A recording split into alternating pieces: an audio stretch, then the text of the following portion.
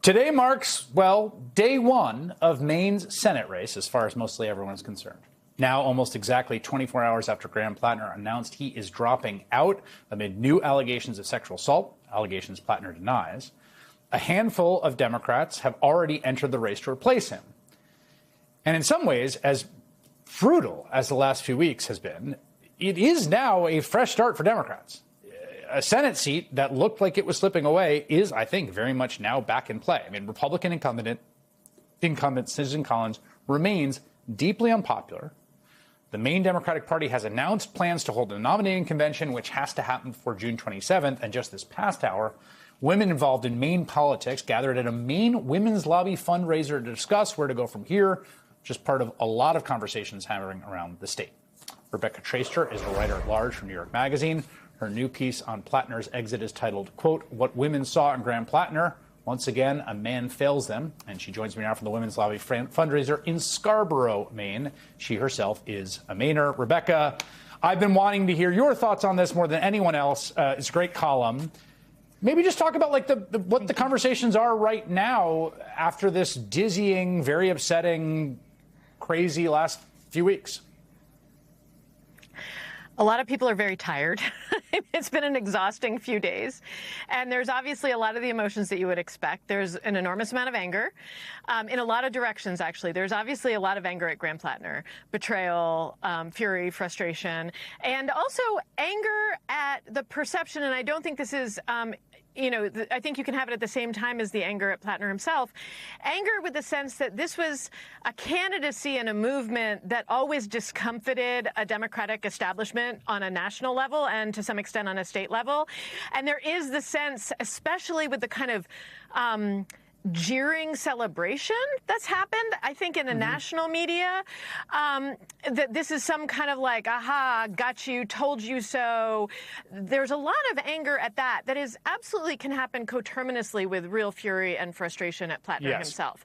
But I want to describe something else. Wait, can I stop? Can I stop you there for 1 second? Yeah. But sure. I just want to stay on that for a second, because just before you go on, because one of the things here, and we're seeing a lot of folks about a lot of stuff about who recruited him and the political operatives that were behind him. And there's lots of, I think, legitimate critiques and people are going at them hard. But, I've been around politics a long time, and you can't get a fire to light if there's not kindling there. And you know what I mean? And the thing that happened here is that something did happen. Janet Mills is a known quality. She's the sitting governor, and this sort of random newcomer ran her out of the race in a matter of months. And so whatever people's critiques are of that, there was a phenomenon that happened that you can't just say was fake. That's right. And the sort of outside the state critique saying this guy was always a charlatan, we always could see through him. Okay. I got to say, that bears no relationship to the experience of so many of the people around me in Maine, including myself, who I wrote in this column. I thought Plattner was terrific. And it was really thrilling. And he was himself, and I want to talk about him first, and then the movement that sort of began to coalesce around him. That was the real thrill and the really important part. But he himself enabled that movement to take shape because he was a wildly gifted communicator. And I have covered a lot of politicians in my time. And by the way, I'm not a super easy mark for like a big burly white guy, right? Hoisting kettlebells. But I went to see him actually in the fall for the first time in the very rural red hometown where my family comes from over generations. It's a very conservative community. And there were 200 people in a hall there to see him. And I expected him I went in with low expectations. I expected to maybe see him pander to this sort of conservative rural audience. He was in there talking about protecting trans kids, protecting immigrants, the legacy of Frances Perkins.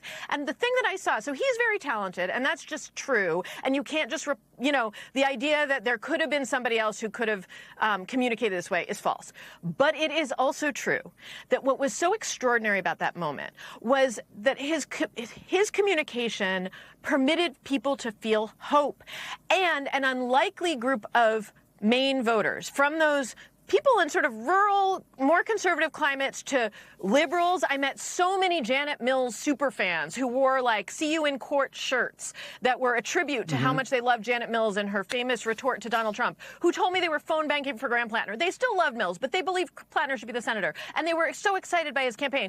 To the more like young leftists in the southern Maine area and all over the state, really. They're everywhere. But he was able to bring, and he did excellent outreach with older voters, with unions, with immigrant communities. And the thing that he brought them together, though, was around a set of ideas and this sense that they were part of a movement. And those ideas were about a future and feeling hope in a time and where it's very difficult to feel hope or like there could be a future. And he laid out a vision of power building and the idea that we can reimagine institutions that have been wrecked in these recent years, and that we can reimagine them as more resilient, more equitable, more inclusive, more just, more humane for more people. The fact that people came alive around that and not only went to see him talk, but then began organizing, attending events, building connections, tells me that this is a state, and these are sophisticated voters. Maine voters are super sophisticated about, Senate committees and seniority because it's a poor state, a small state, and everybody knows about Susan Collins and her seniority. These are sophisticated voters who suddenly could see, wait a minute, we can do this. We can beat Collins. But more than that, we can begin to imagine a future around policies that I don't think are even just left or right. He was talking to such a range of voters. So that energy is still there, and it's what's causing the grief right now, the acute grief, because, yes, the communicator who sort of brought people together has really disappointed, betrayed, and enraged them. But that doesn't mean that energy is not still there and that hope's not still there. Right. So that was, I just wanted to say like that. Again, I think there was a lot of kindling lying around, right? I mean, that's sort of what I think you saw here, right? And people really do. I mean, Susan Collins, just, the empirical measurements we have, her approval rating is bad. Things in Maine are not going great, based on all the statistics we have specifically. There is real passion, desire. And now I guess the question becomes was this so sort of debilitating, upsetting, a sense of betrayal that it's just over now? Or is there something that can be built here now that, again, it's still Susan Collins and whoever gets this nomination is going to have a real shot in that state? Yeah, I don't want to pretend that it's not debilitating and that this project is not hard. But I also want to say that I absolutely believe that energy and hope is there. A crucial thing, and this is what people are worried about how this process is going to take place. How are we going to choose someone? There's a lot of argument about who it should be. I think the worst nightmare, given the simmering frustrations, there were people who were not satisfied with the Democratic Party. And the sort of sense that you have these candidates. I mean, there's all this anguish about vetting, and that is very fair when it comes to Graham Plattner. Yes. However, the super vetted candidates haven't exactly lit the world on fire either, no. Nor are they always fair. Totally adequately vetted. But I think that what you can't have is a canned candidate at this point. I think that yes, people talk about it as a progressive candidate. Somebody like Shenna Bellows, who's the Secretary of State, who was also endorsed by the MPA, the Maine People's Alliance, is somebody who I hear people being very excited about, and the kind of person who shares a lot of the ideals and the visions that Graham Plattner did and that the organizing around him did.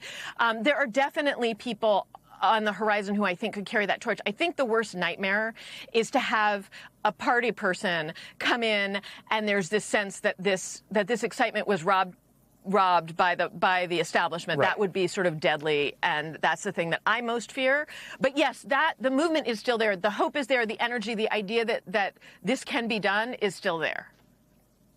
I'll just say this as the closing note. I do not envy the job of the people in the Maine Democratic Party at this point. I mean, I can't imagine a more difficult set of needles to thread. But we're going to keep checking back and following this. Rebecca Traister, thank you. That was exactly what I needed to hear, exactly what I was hoping to get your download on. So thank you for making time tonight. Really appreciate it.